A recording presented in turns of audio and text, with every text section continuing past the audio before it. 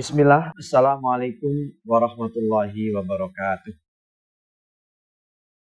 Alhamdulillah wa syukurillah ala nikmatillah. La haula wa la quwata illa billah. Allahumma salli wa sallim wa barik ala sayyidina wa mawwal amma ba'da. Qala rabbi israh li sadri wa yassir li amri wahlul 'uqdatam min lisani yafqahu qawli. Allahumma la sahla ila ma ja'altahu sahla wa anta taj'alul hazna idza syi'ta sahla rabbi zidni ilma amma ba'd. Bapak dan Ibu yang saya hormati dan dirahmati Allah Subhanahu wa taala, calon tamu Allah yang tengah mengikhtiari memantaskan diri, mempersiapkan diri untuk segera dimampukan oleh Allah memenuhi undangannya, memenuhi panggilannya. Waalaikumsalam. Enggak Pak Joko, silahkan. Sama-sama di kesempatan malam hari ini kita memuji syukur kehadirat Allah Subhanahu wa taala atas karunia dan nikmatnya, atas limpahan taufik serta hidayahnya, di mana kita dipertemukan, kita dikumpulkan oleh Allah Subhanahu wa taala dalam majelis yang insya Allah majelis yang penuh dengan keberkahan. Majelis di mana kita akan menuju ke tempat yang penuh dengan keberkahan. Tempat yang paling berkah di antara tempat-tempat berkah yang Allah hadirkan di dunia ini, yaitu Masjidil Haram dan Masjid Nabawi. Maka kita sama-sama lahirkan kesyukuran Bapak dan Ibu yang saya hormati dengan membaca kalimat tahmid bersama-sama. Alhamdulillahirabbil alamin. Shalawat beriring salam senantiasa terlimpah curahkan atas teladan hidup kita Rasulullah Muhammad sallallahu alaihi wasallam. Shalawat dan salam semoga Allah limpah curahkan pula kepada keluarganya, para sahabatnya dan seluruh umatnya. Dan semoga Allah tetapkan atas kita menjadi bagian dari umatnya beliau sallallahu alaihi wasallam yang mendapatkan anugerah syafaatnya. Yang Allah juga berikan kepada kita kesempatan untuk bisa menziarahi makamnya, untuk bisa mengikuti sunnah-sunnah, di mana kita sama-sama memiliki satu azam bahwa kita akan bisa sujud, akan bisa bersimpuh di raudhahnya, di tempat yang Allah janjikan istijabah atas setiap doa-doa. Maka Bapak dan Ibu yang saya hormati dan dirahmati Allah Subhanahu wa taala, salawat beriring salam semoga Allah senantiasa limpah curahkan atas beliau, para keluarga beliau, para sahabat beliau dan seluruh umat beliau hingga akhir zaman. Dan semoga kita dimasukkan oleh Allah Subhanahu wa taala menjadi bagian dari hamba-hambanya yang mendapatkan syafaatnya. Amin ya rabbal alamin. Bapak dan Ibu yang saya hormati dan dirahmati Allah Subhanahu wa taala, sedianya di malam hari ini yang akan mengisi adalah Ustadz Jundullah. Akan tapi beliau ternyata masih ada kewajiban, masih ada jadwal mendampingi belajar santri untuk mempersiapkan ujian tahfidnya. Sehingga di malam hari ini saya ingin menyampaikan secara global doa-doa yang harus kita ketahui dan yang harus kita hafalkan. Sementara nanti detailnya akan dipandu sama Ustadz Jundullah. Harapannya kita akan mendapatkan banyak pelajaran dari beliau, karena beliau memiliki pengalaman lebih lama dibandingkan saya berada di Tanah Suci. Beliau belajar di Tanah Suci, beliau belajar di Madinah kurang lebih 4 hingga 5 tahun. Sehingga terkait dengan hal-hal yang detail tentang ibadah umrah, itu beliau yang lebih kafaah dibandingkan dengan saya. Maka insya Allah kita akan belajar bersama dengan beliau, dan insya Allah akan kita mulai di pertemuan yang akan datang. Bapak dan Ibu yang saya hormati dan dirahmati Allah Subhanahu wa taala, doa yang akan kita pelajari bersama di kesempatan malam hari ini adalah akan sangat bermanfaat bagi kita semua baik yang akan bersegera sudah memiliki jadwal untuk berangkat umroh maupun yang belum memiliki jadwal, tapi kita sudah punya azam, kita sudah punya keinginan yang kuat bahwa kita akan segera memenuhi undangannya.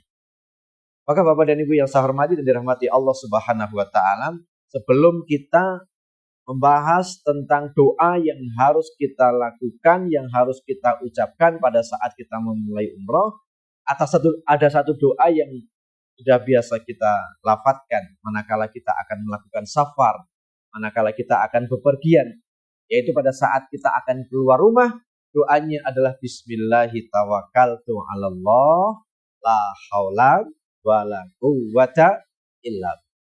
Doa ini adalah doa yang sangat sederhana, doa yang sangat simpel, doa yang sudah sering dan setiap kali kita lafadzkan pada saat kita keluar dari rumah kita. Akan tapi Bapak dan Ibu yang saya hormati, perlu saya sampaikan bahwa meskipun doa ini sederhana, doa ini sangat simpel, tapi doa ini memiliki manfaat yang sangat besar. Manfaat yang sangat luar biasa. Dalam perjalanan kita keluar rumah, apakah mau umroh ataukah mau selain umroh, kita bisa bekerja atau kita mau silaturahim atau kita mau melakukan aktivitas apa di luar rumah, ketika kita membaca doa ini, maka kita melibatkan Allah. Kita menyandarkan harapan kepada Allah. Ya Allah, dengan namamu aku bertawakal. Bertawakal artinya bersandar. Aku menyerahkan apapun yang menjadi urusanku kepada Allah Subhanahu wa taala. Karena kita menyadari betul bahwa kita lemah. Kita tidak memiliki daya dan upaya. Kita tidak memiliki kekuatan apapun, melainkan apa yang diizinkan, apa yang diberikan oleh Allah Subhanahu wa taala. Maka dengan nama Allah aku bertawakal, tiada daya untuk memperoleh manfaat dan tiada pula kuasa untuk menolak madarat, melainkan dengan pertolongan Allah Subhanahu wa taala. Maka Bapak dan Ibu yang saya hormati dan dirahmati Allah Subhanahu wa taala, saya berharap mengajak kepada Bapak Ibu sekalian, doa ini jangan sampai lupa kita minta kepada Allah pada saat kita meninggalkan rumah kita.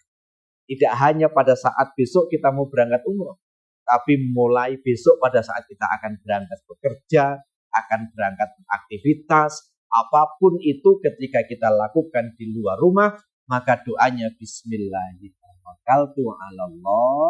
la haula wala quwwata illa. Berikutnya Bapak dan Ibu yang saya hormati dan dirahmati Allah Subhanahu wa taala, kita akan melakukan safar ketika sudah keluar dari rumah, kita akan mengendarai atau menaiki kendaraan. Maka begitu kita sudah naik kendaraan, maka doanya adalah diawali dengan takbir. Allahu Akbar, Allahu Akbar, Allahu Akbar. Ini adalah menegaskan bahwa kita ini kecil. Kita ini tidak memiliki kekuatan dan kemampuan apa-apa kecuali atas pertolongan Allah Subhanahu wa taala. Maka Allah yang Maha Besar, kita tegaskan dalam diri kita Allahu Akbar, Allahu Akbar, Allah. Kemudian kita berdoa, Subhanalladzi sakhkhara lana hadza wa ma kunna lahu muqrinin wa inna ila rabbina lamunqalibun. Doa ini adalah juga doa yang sering kita lafadzkan pada saat kita menaiki kendaraan, bahwa kita menegaskan kepada Allah bahwa Maha Suci Allah yang telah menundukkan untuk kami kendaraan ini. Jadi kendaraan yang tadinya nggak bisa hidup, nggak bisa berjalan, kemudian Allah tundukkan untuk kita sehingga kendaraan itu bisa kita naiki dan bisa berjalan. Kemudian bisa mengantarkan kita sampai ke tempat tujuan. Maka doa ini kita menegaskan, kita betul-betul menjadikan diri kita memiliki ketergantungan dan keterikatan kepada Allah Subhanahu wa taala. Maha suci Engkau ya Allah yang telah menundukkan untuk kami kendaraan ini. Padahal kami sebelumnya tidak mempunyai kemampuan untuk melakukannya. Dan sesungguhnya hanya kepada Rabb kami akan. Sampai di sini, Bapak dan Ibu yang saya hormati, sudah terbiasa semua dengan doa ini. Betul nggih Pak Joko nggih? Sudah hafal kan Pak Joko?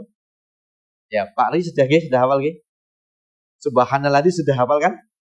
Nah, Bapak Ibu yang di rumah juga saya yakin sampai di sini doa ini sudah kita hafal dan sudah sering kita lafalkan. Maka kembali saya mengajak kepada Bapak Ibu sekalian untuk kemudian menjadikan doa ini ketika kita melafadzkannya, kita betul-betul memahami apa yang kita lafadzkan, sehingga di saat itu ketika kita melangkahkan kaki keluar dari rumah, ketika kita melangkahkan kaki menaiki kendaraan, apakah roda 2 atau roda 4 atau roda yang lebih dari itu, maka kita akan betul-betul merasakan bagaimana Allah Subhanahu wa Ta'ala memberikan kepada kita perlindungan, memberikan kepada kita pengawalan.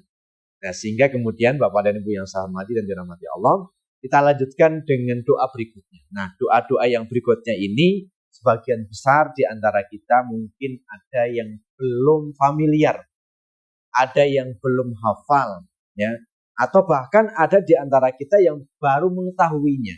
Maka kembali Bapak dan Ibu yang saya hormati dan dirahmati Allah Subhanahu wa Ta'ala, secara detail insya Allah besok akan dipandu sama Ustadz Jundu. Tapi di malam hari ini kita akan kenalkan doa-doa ini agar kemudian pada saatnya besok kita dibimbing oleh beliau, kita sudah paling tidak mengenal dan kemudian sudah bisa melafadzkannya dengan Bapak dan Ibu yang saya hormati dan dirahmati Allah Subhanahu wa Ta'ala. Setelah kita membaca doa Subhanalladzi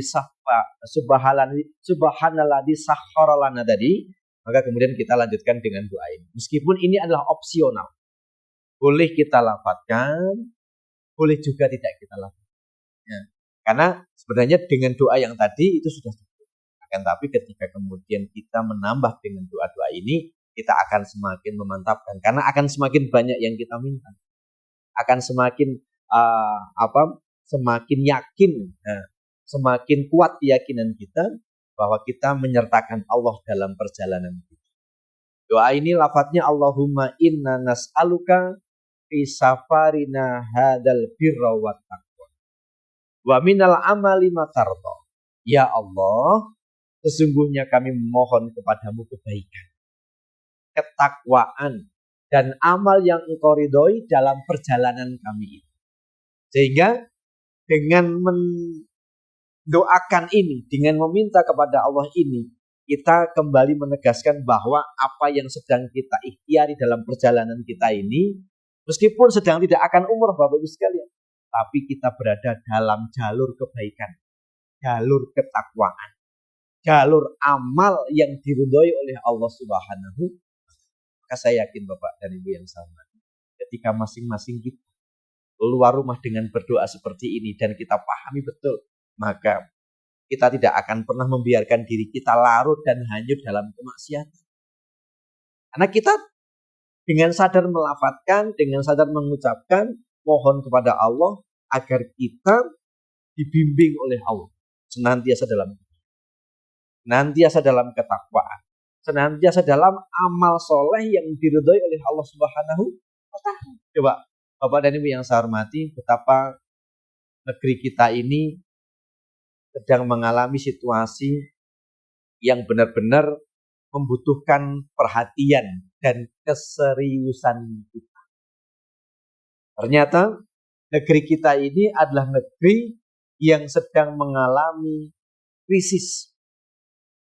Tidak hanya krisis dalam dunia politik, hilangnya kepercayaan masyarakat luas kepada para pemimpin, tapi juga krisis ekonomi. Terbukti negeri kita utangnya bertambah banyak, bertambah besar. Tapi juga krisis moral Bapak dan Ibu yang sekalian. Ya, moral kita mengalami penurunan di titik yang bisa jadi terendah di dalam sejarah. Karena orang-orang berani disumpah dengan ayat-ayat Al-Quran. berani disumpah di atasnya dengan menyebut nama Allah dan kitabullah. Tapi setelah itu mereka melupakan. Begitu ringan dan mudahnya mereka lupa dengan janjinya yang telah dinyatakan. Bahkan demi nama Allah, demi Al-Quran. Al-Qurannya sampai didekatkan di atas kepalanya. Tapi kemudian tidak menjadikan mereka kemudian takut untuk melanggar apa yang telah mereka ucapkan. Maka ketika kita masing-masing keluarga Indonesia sebelum keluar rumah membaca doa ini, maka saya merasa yakin bahwa negeri kita akan menjadi baik. Negeri kita akan berubah. Karena berubahnya negeri kita tidak hanya tanggung jawab orang-orang yang memangku kebijakan, tapi juga menjadi tanggung jawab kita. Karena sebenarnya negeri kita ini akan berubah ketika keluarga-keluarga di Indonesia ini berubah. Kalau kemudian keluarga di Indonesia tidak berubah, seperti ini saja. Jujurnya masih diragukan, amanahnya masih dipertanyakan. Ya, ketika keluar rumah, ya kejujurannya dipertanyakan. Kejujurannya diragukan. Amanahnya tidak akan kemudian tumbuh, kemudian menjadi betul-betul sebuah refleksi di dalam kehidupan. Sehingga yang penting dirinya senang, yang penting keluarganya dicukupi kebutuhan. Masa bodoh dengan urusan orang. Tapi ketika kemudian kita keluar rumah, apalagi bapak-bapak, ibu-ibu yang kemudian sekarang ini diberikan oleh Allah amanah, maka tentu ia akan berusaha menjalankan amanah dengan sebaik-baiknya karena memohon kepada Allah untuk diberikan kebaikan. Memohon kepada Allah akan terus berada dalam bingkai ketakwaan dan amal yang diridhai oleh Allah Subhanahu. Kita lanjutkan. Doa yang berikutnya, masih doa di dalam kendaraan. Ya, pada saat kendaraan kita sudah mulai berjalan. Allahumma hawin alaina safarona hada wadwi anna bidah. Ya Allah, mudahkanlah perjalanan kami ini. Dekatkanlah bagi kami jarak yang jauh. Bapak dan Ibu yang saya hormati, dalam perjalanan seringkali kita mendapati sesuatu yang tidak mudah untuk kita prediksi, tidak mudah untuk kita perhitungkan. Meskipun kita telah mempersiapkan segala sesuatunya dengan sebaik-baiknya. Maka kemudian setelah ikhtiar lahir kita lakukan, kendaraan sudah kita siapkan sedemikian rupa, maka kita mohon kepada Allah, ya Allah mudahkanlah perjalanan. Dekatkanlah bagi kami jarak yang jauh. Apalagi kalau kita berangkat mau umroh. Jarak antara tanah air dengan tanah suci kurang lebih 6.000 km. Ya. Jadi butuh perjalanan, butuh waktu yang cukup lama untuk menempuh perjalanan itu. Sehingga kita minta kepada Allah jarak yang jauh itu terasa dekat. Karena apa? Karena kita mendapatkan kenyamanan dalam perjalanan, mendapatkan kemudahan dalam perjalanan. Kita minta kepada Allah Subhanahu wa Ta'ala. Doa yang berikutnya. Allahumma anta sahibu fis safari wal khalifatu fil ahli. Ya Allah, Engkau adalah sahabat dalam perjalanan dan mengurus keluarga kami. Ini semakin menegaskan bahwa tawakal kita kepada Allah, pasrah kita kepada Allah, menyandarkan harapan kita kepada Allah menjadi lebih dekat lagi. Karena kita menganggap bahwa Allah itu teman dalam perjalanan kita, sahabat dalam perjalanan kita. Maka kita seolah-olah meskipun tidak punya teman, bahkan kita berangkat sendirian, ya, tapi kita ternyata punya sahabat, punya teman yang mendampingi perjalanan kita, yaitu Allah Subhanahu wa Ta'ala. Dan kemudian Allah juga sekaligus mengurus keluarga kita yang kita tinggalkan di rumah, mencukupi kebutuhan. Maka Bapak dan Ibu yang saya hormati dan dirahmati Allah Subhanahu wa Ta'ala, doa yang mungkin jarang kita minta kepada Allah, ternyata doa ini adalah sangat urgent, sangat penting bagi kita ketika kita meninggalkan rumah kita. Kemudian kita merasa bahwa kita memiliki teman, memiliki dekat, memiliki sahabat, yaitu Allah Subhanahu wa Ta'ala yang Maha Punya, yang Maha Tahu, ya, yang maha kuasa, maka tidak ada sesuatu yang harus kita khawatir. Terlebih ketika kita meninggalkan keluarga di rumah. Bisa jadi mungkin secara lahiriahnya kita tidak meninggalkan sesuatu yang cukup untuk mereka. Ya, karena memang satu dan lain kondisi. Tapi ternyata kita pasrah kepada Allah. Maka Allah yang akan mencukupi. Allah yang akan mengawal. Allah yang akan melindungi keluarga kita yang kita tinggalkan. Bapak dan Ibu yang saya hormati dan dirahmati Allah Subhanahu wa taala. Doa yang berikutnya adalah doa memohon kepada Allah dengan permohonan Allahumma inni a'udzubika min wa'sa'is safar wa kabatil mandor wa su'il munqallabi fil mali wal ahli. Ya Allah, sesungguhnya aku berlindung kepadamu dari kesulitan dalam perjalanan ini. Pemandangan yang menggelisahkan dan akibat buruk pada harta dan keluarga. Jadi Bapak dan Ibu yang saya hormati, kita mohon perlindungan kepada Allah bahwa meskipun sebelumnya kita telah meminta agar Allah memudahkan perjalanan kita, kita juga telah menegaskan bahwa Allah menjadi teman perjalanan kita, tapi kita memohon kembali kepada Allah perlindungan agar Allah menjauhkan kita dari kesulitan. Dan kemudian kita memohon perlindungan kepada Allah agar mata kita dijaga, dilindungi dari melihat sesuatu yang menggelisahkan. Kira-kira apa Bapak Ibu yang saya hormati? Pemandangan yang menggelisahkan. Mungkin pemandangan yang mengerikan. Ya. Pemandangan yang menakutkan. Pemandangan yang mengkhawatirkan. Ya. Maka segala hal yang kemudian membuat hati kita nggak nyaman, kita mohon kepada Allah agar kita dijaga mata kita dari melihat hal-hal yang membuat hati kita jadi gelisah. Maka kita minta kepada Allah Subhanahu. Dan juga kita meminta kepada Allah perlindungan dari akibat buruk pada harta yang kita bawa maupun harta yang kita tinggal.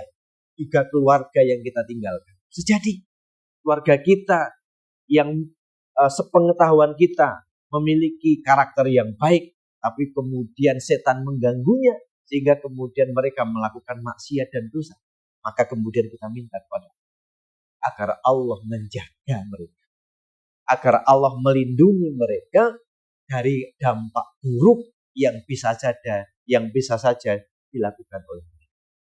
Bapak dan Ibu yang saya hormati dan dirahmati Allah Subhanahu wa taala, kan dari doa-doa yang kita minta tadi, ya, dari kita keluar dari rumah, kemudian kita menaiki kendaraan kita dengan permintaan yang banyak tadi, ini akan semakin menguatkan kita bahwa perjalanan kita, khususnya ketika kita berangkat ibadah umrah, maka kita sudah betul-betul pasrah kepada Allah.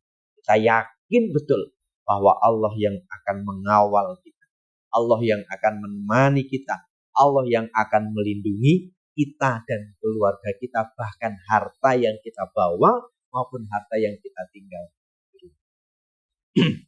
Bapak dan Ibu yang saya hormati dan dirahmati Allah Subhanahu wa taala, maka kemudian kita persingkat waktunya, kita anggap bahwa kita sudah berada di tempat mikot. Ya. Kita menganggap bahwa kita sudah berada di Bir Ali, atau sudah berada di Cikronah, ya, atau sudah berada di Yalamlam. Ya. Maka pada saat itu, ketika kita sudah mandi, ya, ketika kita sudah memakai kain ihram, ketika kita sudah sholat 2 rakaat, maka kemudian kita mengucapkan niat untuk umroh, yaitu labbaik Allahumma umroh atau labbaika umroh. Ya, aku datang memenuhi panggilanmu ya Allah untuk menunaikan ibadah umroh. Nah, inilah Bapak dan Ibu yang saya hormati dan dirahmati Allah Subhanahu wa taala, yang harus betul-betul kita hafal dan kita paham. Dan insya Allah doanya atau niatnya sangat simpel, sangat pendek, sangat sederhana. Maka saya yakin dengan seyakin-yakinnya, bagi Bapak Ibu yang sudah punya jadwal mau berangkat, ya, ini Mas Anas yang insya Allah sudah akan berangkat di tanggal 22 kalau nggak salah, 22 Oktober. Kalau Pak Dasuki ini tidak masuk di grup sini, insya Allah berangkat besok tanggal 11 Oktober. Ya. Maka insya Allah ketika kemudian sudah memiliki jadwal ini, maka doa ini harus segera betul-betul dihafalkan dan dipahami maknanya. Labbaik Allahumma umrah. Aku datang memenuhi panggilan-Mu ya Allah untuk menunaikan ibadah. Kita lanjutkan. Karena sebagaimana yang tadi saya sampaikan, detailnya nanti akan disampaikan oleh Ustaz Jundullah, pertemuannya akan datang.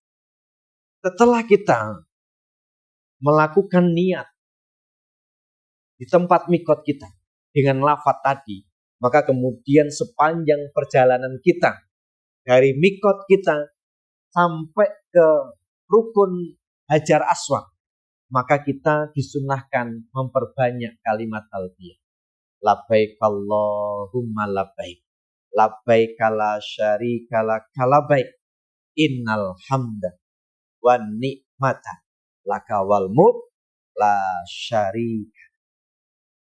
Kalimat talbiyah ini juga kalimat yang menegaskan atas diri kita bahwa kita melakukan ini, melakukan perjalanan ini adalah untuk memenuhi undangan Allah, untuk memenuhi panggilan Allah. Maka aku datang ya, memenuhi panggilan-Mu ya Allah. La syarika, tidak ada sekutu bagimu ya Allah. Aku datang undangan, aku datang memenuhi panggilan-Mu. Innal hamda, sesungguhnya segala puji hanya bagi Allah. Segala kenikmatan, bahkan segenap kekuasaan laka wal mulk hanya miliknya Allah. La syarika, tidak ada sekutu bagi Allah. Terus kita lafazkan sepanjang perjalanan kita. Perjalanan bisa jadi kurang lebih 1 jam, bahkan bisa jadi lebih dari itu, tergantung dari tempat mikot. Maka kalau seandainya katakan tempat mikot kita jauh, kemudian kita lelah atau kita capek, maka jangan niat tidur Bapak Ibu sekalian. Tapi niatkanlah terus bertalbiyah meskipun kemudian kita sampai tertidur.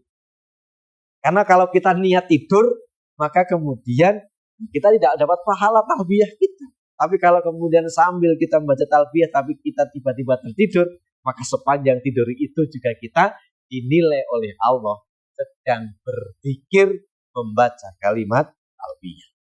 Maka Bapak dan Ibu yang saya hormati, ini menjadi sesuatu yang urgent, yang harus kita ketahui, yang harus kita pahami.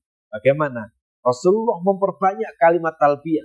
Padahal dulu Rasulullah melakukan perjalanan itu tidak dengan naik kendaraan roda 4, ya, tapi menaiki kendaraan kaki 4, ya, yaitu unta. Jalannya timik-timik, pelan-pelan, sehingga beliau mendapatkan kesempatan untuk mengulang kalimat talbiyah ini lebih banyak dibandingkan dengan jamaah umroh saat ini. Tapi pun ketika kita bisa memanfaatkan waktu dengan baik selama perjalanan itu, kemudian kita menjadikan kalimat talbiyah ini sebagai zikir kita yang tidak pernah kita hentikan, meskipun kemudian sampai kita tertidur, maka insya Allah kita pun punya peluang untuk mendapatkan pahala zikir yang maksimal. Bapak dan Ibu yang saya hormati dan dirahmati Allah Subhanahu wa taala, berjalannya waktu, maka kita akan semakin dekat dengan Masjidil Haram.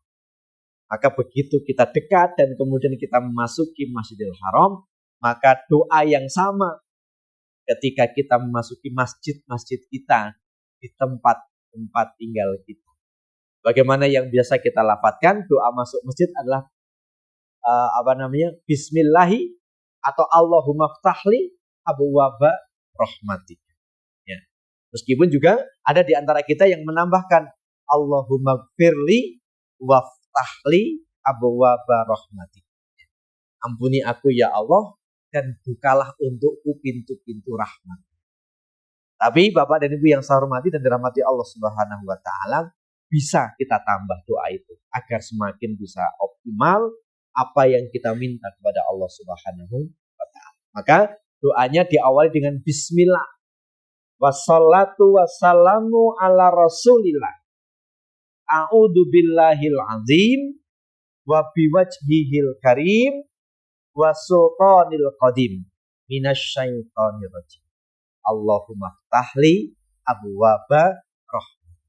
Tapi kalau kemudian lafal ini menjadikan Bapak Ibu semua sulit, menjadikan kemudian ragu-ragu, apalagi sampai kemudian kesannya kok jadi jadi nggak nyaman, maka kemudian pakai doa yang sudah nyaman yang biasa kita lafadzkan, yaitu Allahumma ftahli abwaaba rahmah. Ya Allah, bukakanlah untukku pintu-pintu rahmat. Gitu Bapak dan Ibu yang saya hormati. Tapi kalau saya boleh menyarankan, Bapak Ibu yang mungkin jadwal umrohnya masih belum menentukan, masih punya waktu yang cukup panjang, maka ayo kita mulai hafalkan. Oh, sebenarnya juga bukan sesuatu yang baru. Bismillah, insya Allah langsung kita hafal. Wassalatu wassalamu ala rasulillah, sesuatu yang insya Allah familiar dalam telinga kita dan mudah kita lafazkan. Ya. Kemudian a'udzubillahil azim, hampir sama dengan doa ta'awud. Wa biwajhihil karim, ini yang mungkin baru. Yang artinya adalah dengan atau dan di depan atau dengan wajahnya Allah Subhanahu wa taala yang mulia. Wa sultanil qadim. Ini yang mungkin juga masih sesuatu yang baru bagi sebagian kita. Minasyaitonir rajim. Nah, ini sudah mulai familiar lagi, yaitu dari godaan syaitan. Ya. Dan kemudian Allahumma ftahli abwaab. Bapak dan Ibu yang saya hormati dan dirahmati Allah Subhanahu wa taala. Ini nanti Bapak Ibu bisa baca-baca lagi di rumah, di-download dari grup kita di Umrah Solusi. Maka insya Allah Bapak Ibu akan bisa membaca kapan saja, bahkan bisa di-print karena bentuknya sudah dibuat PDF ya Ustaz ya. Ya, jadi bisa di-print insya Allah.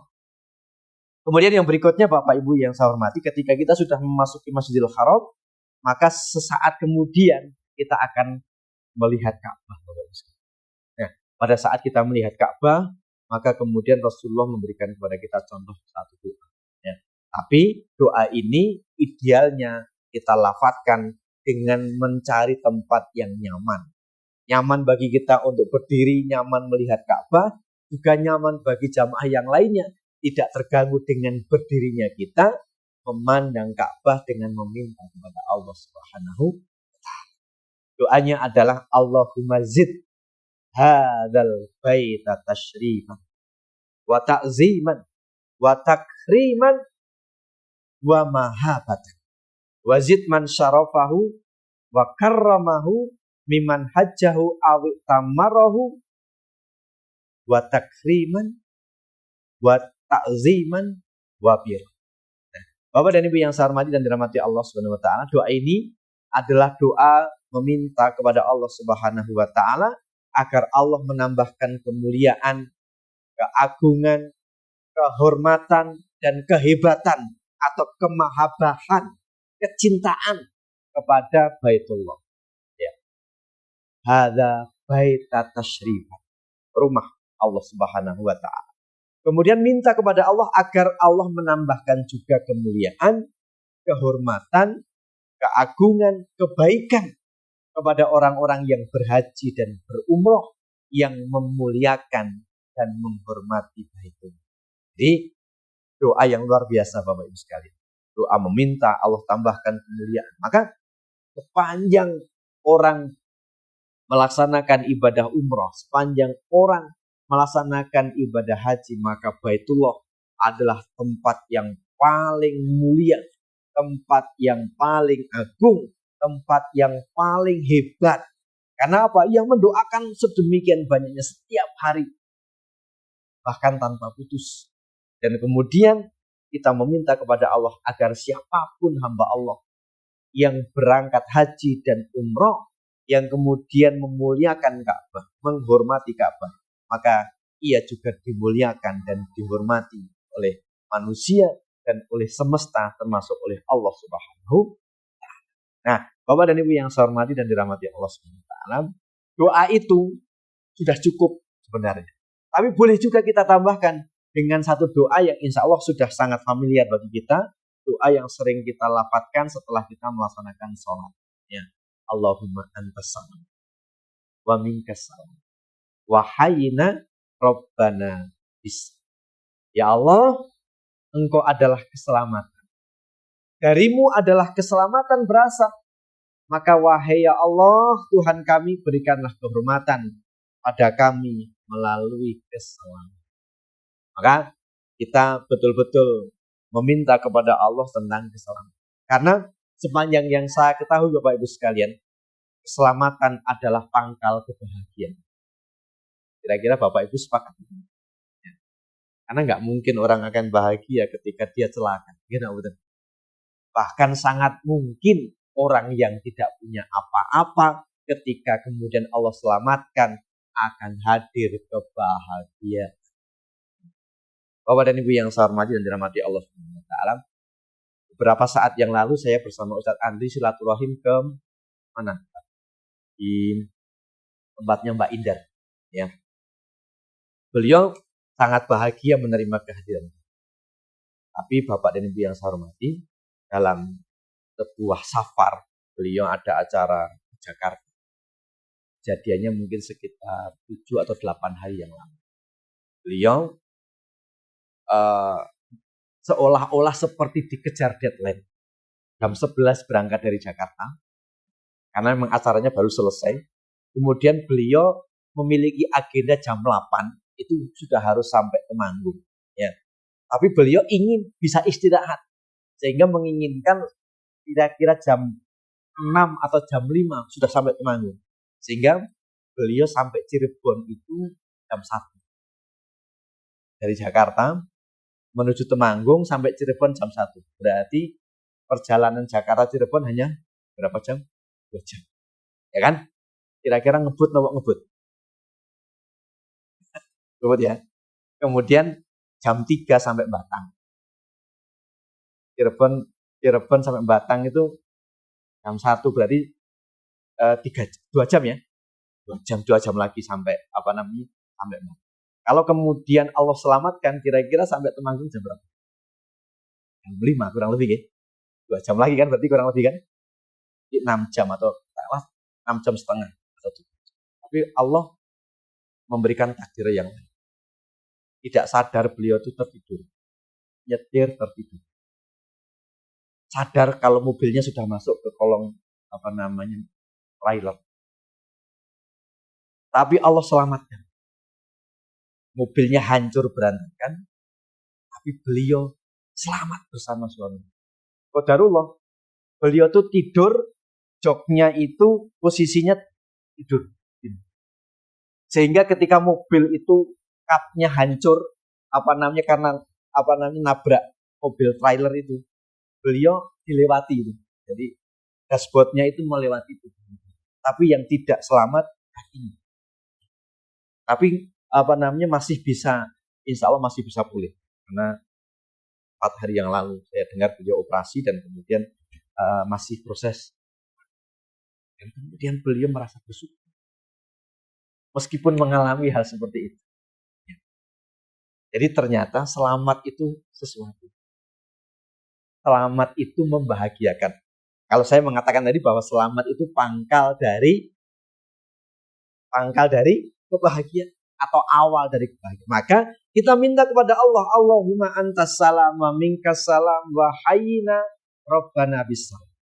Ya Allah, Engkau adalah keselamatan, darimu keselamatan berasal. Maka ya Allah, berikanlah kehormatan untuk kami melalui. Jadi kira-kira penting nomor buatan Bapak Ibu sekalian doa ini. Penting kan? Termasuk Bapak dan Ibu yang saya hormati, doa yang kita minta kepada Allah melalui sholawat. Allahumma sholli ala Muhammad wa ala ali Muhammad dan seterusnya. Artinya apa Bapak Ibu sekalian? Ya Allah, berikanlah keselamatan kepada Nabi Muhammad dan kepada keluarganya dan seterusnya gitu kan. Nah, padahal Bapak dan Ibu yang saya hormati, dalam sebuah hadis Rasulullah pernah berpesan kepada kita, man sholla alayya wahidatan, barang siapa yang bersalawat kepadaku 1 kali, sallallahu alaihi asyra, Allah akan bersalawat kepadanya 10 kali. Jadi ketika kita mendoakan Nabi Muhammad keselamatan, Allah yang kemudian mendoakan kita mendapatkan keselamatan. 10 kali lipat. Maka Bapak dan Ibu yang saya hormati, ternyata sholawat itu begitu pentingnya bagi kita. Karena ketika kita meminta kepada Allah keselamatan untuk baginda Nabi, sementara di sisi yang lain Allah mendoakan kita atau mengirimkan sholawat kepada kita 10 kali. Bapak dan Ibu yang saya hormati, ketika Allah bersolawat kepada kita atau mengirimkan sholawat untuk kita, kira-kira menurut Bapak Ibu doanya seperti apa? Semoga kalian semua selamat atau selamatlah kalian. Kira-kira yang pas yang mana? Selamatlah kalian, gitu ya. Kan nggak mungkin Allah berfirman semoga kalian semua selamat. Karena keselamatan milik siapa? Milik Allah. Maka ketika kemudian Allah yang memerintahkan keselamatan hadir pada kita, maka selamat insya Allah. Nah, maka Bapak dan Ibu yang saya hormati, masih dalam suasana Maulid Nabi, sebagaimana yang kemarin saya juga sampaikan, bahwa ternyata ya Allah ya Rahman. Jadi ternyata keselamatan itu adalah sesuatu yang sangat urgent, yang sangat urgent. Maka marilah kita perbanyak meminta keselamatan. Ya, wabil khusus memperbanyak bersolawat kepada Rasulullah SAW, karena di sana ternyata Allah akan hadiahkan kepada kita janji keselamatan 10 kali lipat dari apa yang kita lafadzkan, dari apa yang kita minta. Maka sebanyak kita bersolawat, maka sebanyak itu dikalikan 10-nya. Keselamatan akan Allah jamin. Bapak dan Ibu yang saya hormati dan dirahmati Allah Subhanahu wa taala. Nah, setelah kita berdoa melihat Ka'bah dengan doa-doa tadi, maka kemudian bagi jamaah laki-laki, jamaah pria, jamaah ikhwan, maka kemudian membuka kain ihramnya yang tadinya kan masih ditutupkan di kedua pundaknya. Maka begitu selesai membaca doa di depan Ka'bah itu, maka kemudian kain ihramnya diturunkan yang bagian kanan. Ya. Untuk apa? Untuk persiapan kita melaksanakan tawaf. Jadi setelah dari tempat kita melihat Ka'bah dan berdoa, maka kita akan menuju ke rukun Hajar Aswad. Sambil kita tetap melafadzkan kalimat talbiyah. Labbaik Allahumma labbaik. Labbaik la syarika lak labbaik. Innal hamda wan ni'mata lak wal mulk la syarika. Sampailah kita di rukun Hajar Aswad. Maka setelah itu kita tidak lagi membaca kalimat talbiyah. Ya, selesai kalimat talbiyah hanya sampai di rukun Hajar Aswad. Maka kemudian Bapak dan Ibu yang saya hormati, ketika kita sudah berada di garis yang sejajar dengan Hajar Aswad, sebelah kiri kita rukun Hajar Aswad, sebelah kanan kita lampu hijau. Maka ketika kita sudah berada di garis lurus itu, maka kemudian kita berdoa Bismillahi Allahu Akbar. Dengan satu isyarat, karena Rasulullah dulu ketika memulai tawaf, beliau itu mencium Hajar Aswad dan mengusap Hajar Aswad. Tapi bagi kita saat ini tidak mungkin, ya. Karena Hajar Aswad adalah tempat yang tidak pernah sepi, ya. Selalu berdesak-desakan, bahkan dalam tanda kutip selalu berebutan, ya. Maka ketika kita akan melaksanakan tawaf, kemudian kita selalu mencium atau mengusap Ka'bah, kita akan kelelahan, Bapak Ibu sekalian. Kita akan kehilangan tenaga, kehabisan tenaga. Maka para ulama memberikan kepada kita rukhsah bahwa ketika kita akan memulai tawaf, kita memberikan isyarat dengan cara melambaikan tangan. Ya. Lambaian tangan kita ini isyarat mengusap Ka'bah, mengusap Hajar Aswad. Dan kemudian kita cium tangan kita sebagai isyarat bahwa kita mencium Hajar Aswad. Jadi Bismillahi Allahu Akbar. Seperti itu. Ya. Jadi pada saat kita mau memulai tawaf, yang kita ucapkan adalah Bismillahi Allahu Akbar, sementara tangan kita melambai memberikan isyarat mengusap Ka'bah dan kemudian mencium. Bisa dilakukan 1 kali, boleh juga dilakukan sampai 3 kali. Jadi ya, pada saat kita masih berada di rukun Hajar Aswad. Nah, setelah itu kemudian kita berjalan dari rukun Hajar Aswad ke rukun Ira'i. Jadi rukun yang berikutnya setelah Hajar Aswad, rukun Ira'i. Kemudian ketemu dengan Hijr Ismail. Nah, sebelahnya akan ketemu dengan rukun Syami. Kemudian ketemu dengan rukun yang berikutnya, yaitu rukun Yamani. Nah, Bapak dan Ibu yang saya hormati, dari rukun Hajar Aswad sampai dengan rukun Yamani, kita berzikir atau berdoa sebagaimana yang menjadi hajat kita. Insya Allah di pertemuan yang akan datang, kita akan juga membahas bagaimana kita menyiapkan proposal kehidupan. Karena kita akan melaksanakan tawaf 7 kali, maka kita mempersiapkan doa minimal 7 permintaan atau 7 doa. Boleh dikalikan 2, boleh dikalikan 3, boleh dikalikan seberapa saja yang kita suka, yang kita butuhkan. Tetapi intinya bahwa sepanjang kita berjalan melaksanakan tawaf dari rukun Hajar Aswad sampai dengan rukun Yamani, tidak ada doa yang khusus. Ya. Kalau seandainya katakanlah kita nggak punya permintaan, nah maka boleh berzikir. Kalau seandainya katakanlah kita ingin murojaah Al-Quran, boleh juga kita murojaah. Ya. Hafalan ayat-ayat Al-Quran kita. Ya. Dan kemudian yang penting adalah bahwa pada saat kita melaksanakan tawaf, lisan kita dan hati kita khusyuk kepada Allah Subhanahu wa Ta'ala. Boleh zikir, boleh tilawah, juga boleh berdoa. Tapi kalau saya meminta atau mengajak Bapak Ibu sekalian mengisi saat itu dengan doa. Ya. Karena saya yakin Bapak Ibu memiliki banyak permintaan, banyak kebutuhan. Sementara di saat itu kita berada pada tempat yang paling mustajab. Maka jangan sia-siakan momentum itu. Jangan sia-siakan kesempatan itu untuk meminta kepada Allah Subhanahu wa Ta'ala dengan doa-doa terbaik yang sudah kita bersih. Nah, dari rukun Yamani sampai ke rukun Hajar Aswad, doanya adalah doa sapu jagat. Ya, Robbana atina fid dunya hasanah wa fil akhirati hasanah wa qina. Terus kita lafadzkan. Boleh 2 kali, boleh 3 kali, boleh 4 kali, boleh sebanyak-banyak sampai kita kembali lagi ke rukun Hajar Aswad.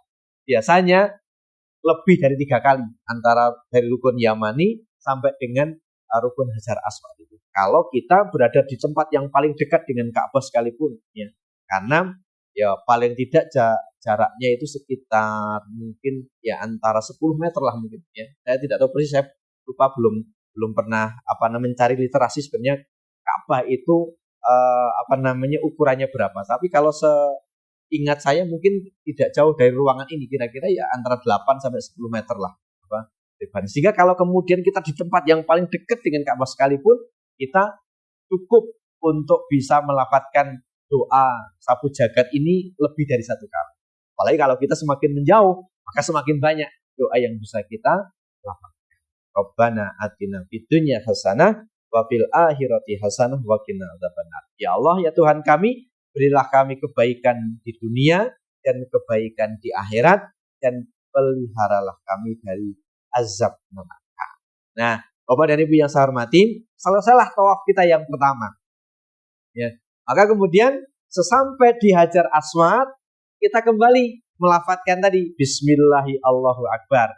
Kemudian melambaikan tangan dengan isyarat mengusap dan kemudian mencium. Boleh sekali, boleh 3 kali. Terus ini kita lakukan sampai 7 kali. Ya. Bapak dan Ibu yang saya hormati dan dirahmati Allah Subhanahu wa Ta'ala, maka setelah kita menyelesaikan tawaf yang ke-7, maka kita akan menuju Maqam Ibrahim. Nah, doanya ini. Doa menuju Maqam Ibrahim, wattakhidu mim maqami Ibrahim musalla. Tapi saya boleh menyarankan Bapak Ibu sekalian, di tawaf yang ke-7 ini, kalau seandainya katakanlah di tawaf pertama sampai dengan tawaf yang ke-6 kita dekat dengan Ka'bah, artinya nempel mepet dengan Ka'bah, maka saya menyarankan tawaf yang terakhir ini kita menjauh sejauh-jauhnya dari Ka'bah sampai mendekati batas akhir, ya, dari area tawaf. Supaya apa? Supaya pada saat kita menyelesaikan tawaf yang ke-7 dan kita menuju ke belakang Maqam Ibrahim, kita tidak mengganggu atau mendolimi jamaah. Karena kalau kita masih berada di tengah, apalagi dekat dengan Ka'bah, maka menuju Maqam Ibrahim kita akan memotong arus jamaah yang sedang tawaf. Ya, jamaah tawaf berjalan ke depan, sementara kita memotong jalur, maka ini akan mengganggu dan juga akan beresiko mencelakakan diri kita. Kalau kita nggak kuat, bisa jadi kita kedorong karena posisi kita jalan ke arah yang hampir berlawanan, kedorong jatuh, maka justru malah berefek atau berpeluang menimbulkan celaka. Ya. Maka Bapak dan Ibu yang saya hormati, saya menyarankan tawaf yang terakhir itu kita mengarah keluar, sehingga pada saat kita berada di garis lurus dengan Hajar Aswad, kita tidak harus mendolimi jamaah yang lain, juga kita tidak harus kemudian melakukan sesuatu yang memiliki dampak resiko. Dan kita juga akan mudah sekali menuju tempat sholat. Begitu Bapak dan Ibu yang saya hormati. Dan kemudian setelah kita sampai di belakang makam Ibrahim, kita mencari tempat yang memungkinkan kita untuk sholat 2 rakaat. Tapi sebelumnya Bapak Ibu, untuk jamaah Bapak-bapak, ya, pastikan kemudian kain ihramnya dikembalikan di posisi semula. Ya. Sebelum sholat, kain ihramnya kembali dikudungkan menutupi kedua pundaknya. Yang tadinya kita masukkan di bawah ketiak kita, yang bagian kanan. Kemudian setelah kita selesai tawaf, mau melaksanakan sholat, maka kita kembalikan. Baru kemudian kita bersiap sholat. Bapak dan Ibu yang saya hormati, di tempat sholat, sepanjang yang saya ketahui, tempat yang sangat krodit juga, tempat yang sangat ramai, sehingga tidak mudah untuk menemukan tempat sholat. Tetapi ketika kita sabar dan ketika kita bertawakal kepada Allah, maka kita akan ketemu tempat sholat tanpa mendolimi jamaah. Meskipun kemudian seringkali jamaah umroh itu tidak mengindahkan adab-adab itu, ya. Sehingga kemudian mereka karena apa? Karena memang sebagian besar jamaah umroh itu bukan jamaah umroh yang sendiri, biasanya jamaah umroh yang bareng dengan rombongan. Maka ketika yang paling depan lewat, maka yang belakang kan juga ikut lewat, tidak menghiraukan kiri kanannya. Padahal bisa jadi kiri kanannya sedang sholat, maka ada yang nabrak orang sholat, bahkan ada yang melangkai orang sholat, bahkan kemudian ada yang menendang. Kenapa? Karena tidak mengindahkan itu. Maka Bapak dan Ibu yang saya hormati, ketika kemudian sudah berada di tempat sholat, saya menyarankan lagi berpisah dengan rombongan nggak apa-apa. Toh mudah dikenali sebenarnya, mudah terlihat karena area sholat itu tidak luas. Ya. Sehingga kemudian mestinya sebelum kita sampai di tempat sholat itu kita sudah janjian sama teman-teman. Nanti kita ketemunya di sana ya. Nanti kita setelah sholat segera menuju ke titik ini. Sehingga kemudian ketika kita mencari tempat sholat tidak harus kemudian mendolimi yang lain. Karena memang tempat sholat yang ada itu bisa jadi yang kosong tidak langsung dalam jumlah banyak. Bisa 1, bisa 2. Sehingga kemudian kalau kita sendiri atau minimal hanya berdua, kita akan mudah menemukan tempat sholat. Tapi kalau kita rombongan satu jamaah 30, 40, kita akan sulit menemukan tempat itu. Sehingga kemudian berpeluang besar untuk mendolimi jamaah yang lain. Nah, Bapak dan Ibu yang saya hormati dan dirahmati Allah SWT, maka ketika kita sudah menemukan tempat sholat, kita bersegera sholat. Tapi jangan terburu-buru. Ya. Segera saja menunaikan sholat, dan kemudian setelah itu kembali setelah sholat kita meminta kepada Allah. Pada saat itu kita berada persis di depan Ka'bah. Ya. Maka gunakan momentum itu untuk meminta kepada Allah, mengulangi doa yang sudah kita minta kepada Allah pada saat kita tahu. Kumpulkan jadi satu, ya Allah, mohon ya Allah, mohon ya Allah, tolong ya Allah, bantu ya Allah, dan seterusnya. Bapak dan Ibu yang saya hormati, ketika sudah itu kita lakukan, jangan lama-lama. Karena semakin kita lama, semakin menunda jamaah yang lain untuk bisa sholat. Ya. Maka meskipun nyaman, di situ sangat nyaman, tapi jangan kemudian kita mendolimi jamaah yang lain. Ketika sudah selesai, ya udah kita segera untuk meninggalkan tempat sholat, jadi kita menuju ke tempat air zam-zam.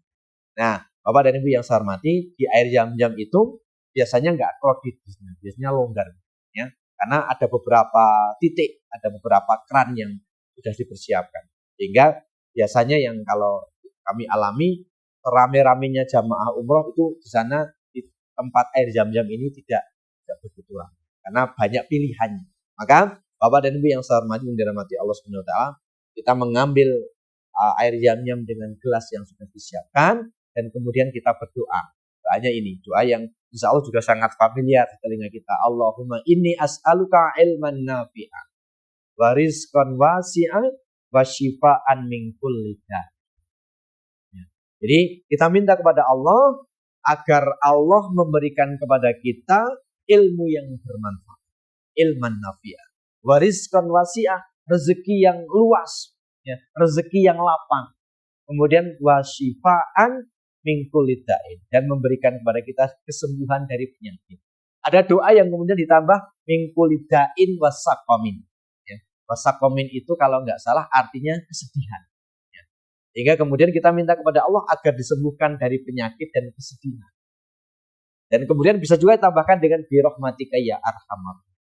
Dengan rahmatmu ya Allah, wahai Allah yang maha pengasih di antara yang maha. Nah, Bapak dan Ibu yang saya hormati dan dirahmati Allah Subhanahu wa taala, meskipun demikian sampai dengan min kulli da'in ini juga sudah cukup. Allahumma ini as'aluka ilman nafi'a wa rizqan wasi'a wa syifaan min kulli da'in. Seperti itu sudah cukup. Kemudian setelah kita minum air zam-zam Bapak Ibu sekalian, setelah itu kita minumnya jangan langsung dihabiskan 1 gelas, tapi minimal 3 tegukan. Glek, ya dilepas. Glek lagi, dilepas lagi. Glek lagi, dilepas lagi. Gitu ya Bapak Ibu sekalian. Kemudian setelah itu kalau seandainya air zam-zamnya masih ada, maka air itu dituangkan ke tangan kita, kemudian kita gunakan untuk membasahi rambut sampai tengkuk kita. Ya. Karena pada saat umroh kita tidak memakai penutup kepala, nggak pakai peci, nggak pakai kopiah, nggak pakai juga pakai sorban. Karena kalau pakai sorban, pakai peci, pakai topi, ya jadi kita batal umroh kita. Maka pasti tidak memakai penutup kepala, maka kemudian kita basahkan rambut kita sampai tengkuk kita supaya segar. Ya. Kemudian kalau bagi ibu-ibu, ya maka jangan dibuka kudungnya, cukup yang dibasahi kudungnya saja. Ya, kudungnya, dan kemudian kalau seandainya gelas yang tadi kita buat minum itu kok airnya habis, maka boleh mengambil lagi. Isi lagi, kemudian gunakan untuk membasahi tangan kita, untuk membasahi rambut. Nah, setelah itu Bapak dan Ibu sekalian, boleh juga kita berdoa lagi. Karena setelah minum air zam-zam, ini juga salah satu waktu yang mustajab. Minta lagi. Ya, minta kepada Allah, menghadap Ka'bah lagi, menghadap kiblat lagi, kemudian meminta. Dan di situ malah punya peluang kita untuk bisa berlama-lama, karena biasanya daerah itu tidak begitu padat. Sehingga kita bisa mencari tempat yang agak longgar dan kemudian meminta kepada Allah Subhanahu wa taala. Karena dalam sebuah hadis, air zam-zam itu adalah air sejuta maksud. Ya. Kita bisa meminta kepada Allah Subhanahu wa taala apa. Maka Bapak dan Ibu yang saya hormati dan dirahmati Allah Subhanahu wa taala, semua etapa, semua tahapan dari ibadah umroh itu adalah tahapan atau momentum kita untuk meminta kepada Allah. Maka optimalkan itu, maksimalkan. Nah, setelah kita minum air zam-zam, setelah kita berdoa, maka kemudian kita akan menuju ke Bukit Sofa. Biasanya arahnya ke arah sebelah kanan. Kalau kemudian rezeki kita itu kita sa'i di lantai 1, maka kemudian ya naiknya sedikit. Tapi kalau kemudian lantai 1 penuh, kita akan diarahkan jalan yang agak jauh, muter gitu. Nanti di lantai 2 atau lantai 3 atau bahkan di lantai 4. Nah, tapi ketika kita mau bersabar, biasanya ketika kita diarahkan ke lantai 2 dan 3 karena lantai 1-nya sudah penuh dan ditutup, maka kita bisa menunggu nggak apa-apa. Tapi kalau seandainya katakanlah jamaahnya ramai banget, ya udah kita ngikutin saja yang diarahkan oleh askar. Kita kemudian ridho dengan rezeki dari Allah. Apakah nanti kita dapat sa'i di lantai 2 atau di lantai 3 atau di lantai 4.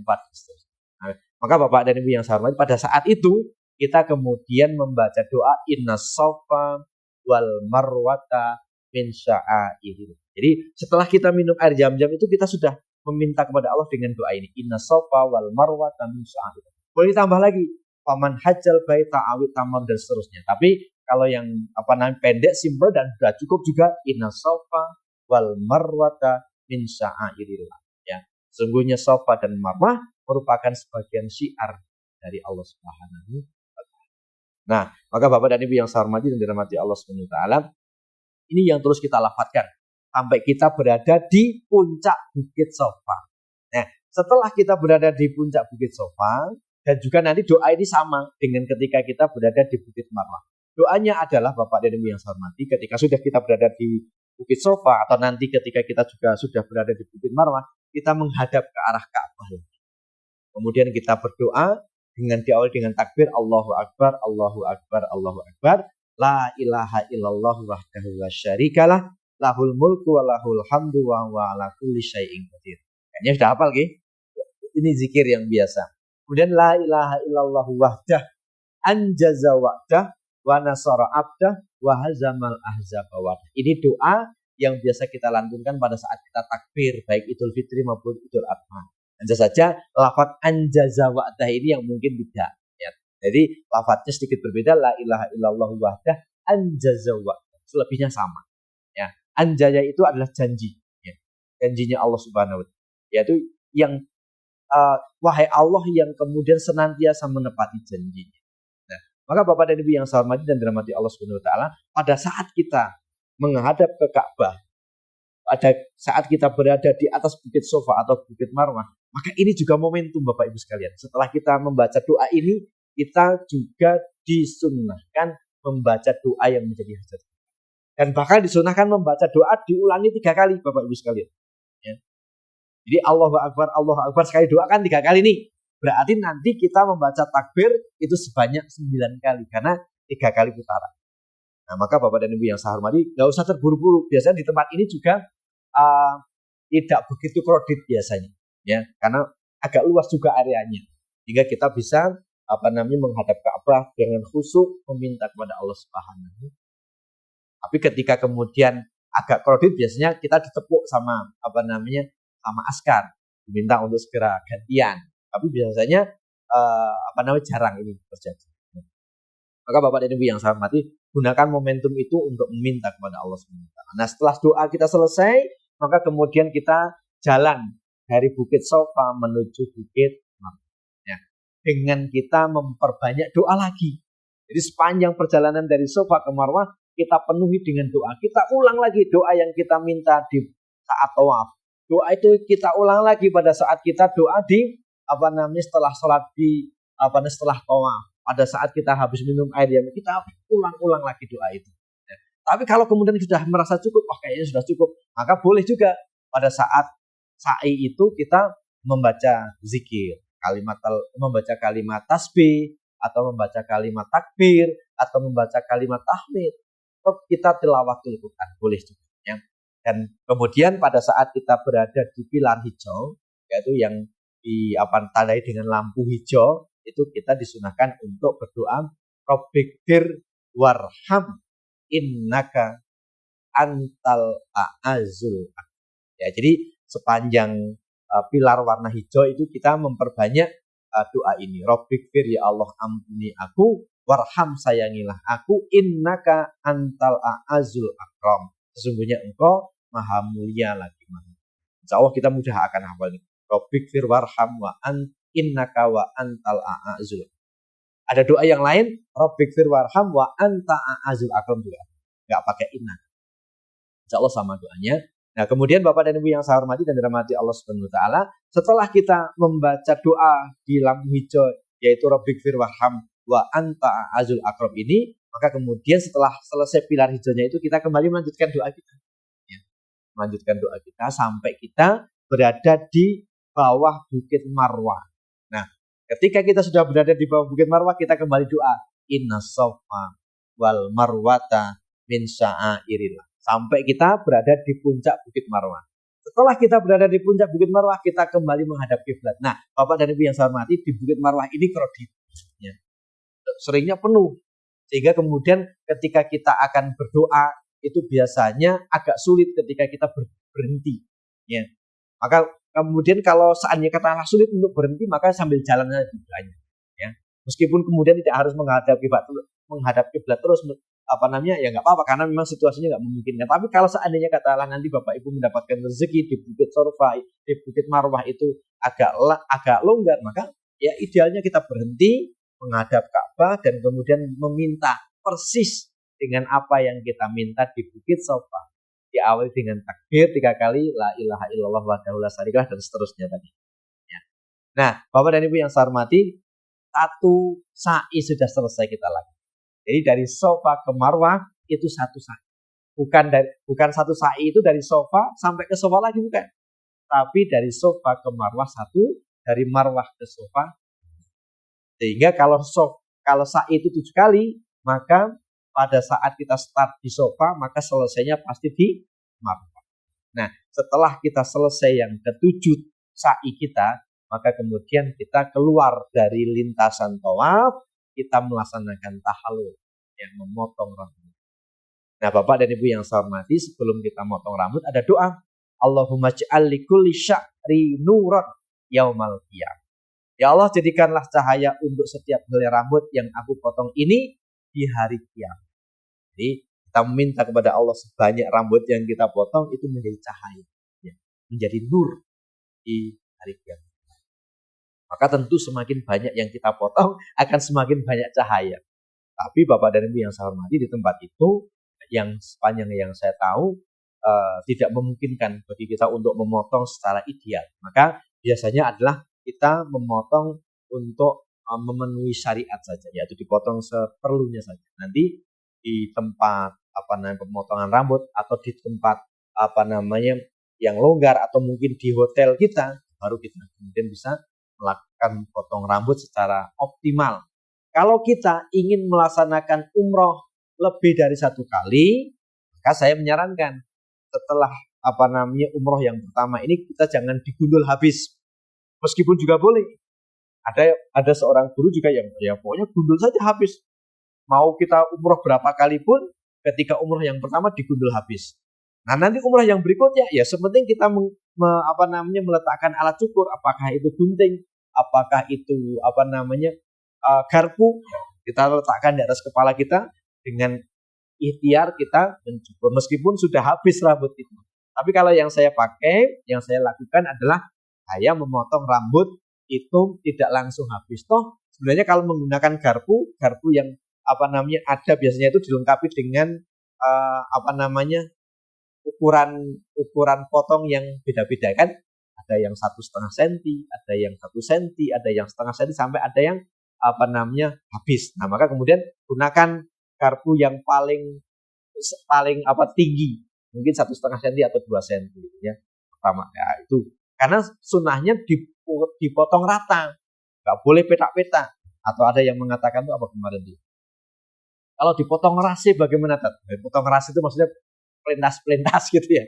Enggak boleh. Jadi potongnya harus rapi. Meskipun di awal pada saat kita tahallul itu ya potong seperlunya saja. Ya. Bapak dan Ibu yang saya hormati dan dirahmati Allah Subhanahu wa taala. Ternyata sudah lama sekali ya. Baik Bapak dan Ibu yang saya hormati, terakhir ya, doa setelah tahallul. Jadi ketika sudah rambut kita potong, maka kemudian kita berdoa kepada Allah. Alhamdulillahilladzi qada ana manasikana. Allahumma zidna imana wa yakina wa auna waghfir lana wa liwalidaina wa lisairil muslimina wal muslimin. Kita minta kepada Allah segala puji bagi Allah yang sudah menyelesaikan manasik kami. Ya Allah, tambahkanlah kepada kami iman, keyakinan dan pertolongan serta ampunan kami. Dan serta ampunilah kami, kedua orang tua kami, dan juga seluruh kaum muslimin dan muslim. Nah, demikian Bapak dan Ibu yang saya hormati dan dirahmati Allah Subhanahu wa taala. Mungkin tidak ada pertanyaan kan, ternyata sudah sudah terlalu lama waktu kita. Insya Allah pertanyaannya besok Bapak Ibu catat dulu, ditanyakan kepada Ustadz Jundu. Insya Allah beliau lebih paham terkait dengan masalah rangkaian ibadah ini. Demikian Bapak dan Ibu yang saya hormati dan dirahmati Allah Subhanahu wa taala. Semoga ikhtiar kita di malam hari ini menjadi ikhtiar yang semakin menguatkan kita untuk mendapatkan pertolongan dari Allah Subhanahu wa taala, sehingga mempercepat jarak kita untuk semakin mendapatkan undangan dari Allah Subhanahu. Demikian Bapak dan Ibu yang saya hormati, mohon dimaafkan atas kekhilafan saya dalam menyampaikan. Saya beserta tim dari Umroh Solusi terus memberikan support dan doa kepada Bapak Ibu sekalian agar Bapak Ibu dimudahkan segala urusan, agar Bapak Ibu dilapangkan rezekinya, berikan keberkahan dari hidupnya, sehingga Bapak dan Ibu semua benar-benar mendapati hidup yang akan datang yang belum kita lalui, dan hidup yang sudah kita lalui, hidup yang penuh dengan keberkahan. Demikian Bapak dan Ibu yang saya hormati, kita akhiri dengan hamdalah dan doa kafaratul majelis. Alhamdulillahirabbil alamin. Subhanakallahumma wa bihamdika asyhadu an la ilaha illa anta Astaghfiruka wa atubu ilaik. Abu minkum. Assalamualaikum warahmatullahi wabarakatuh.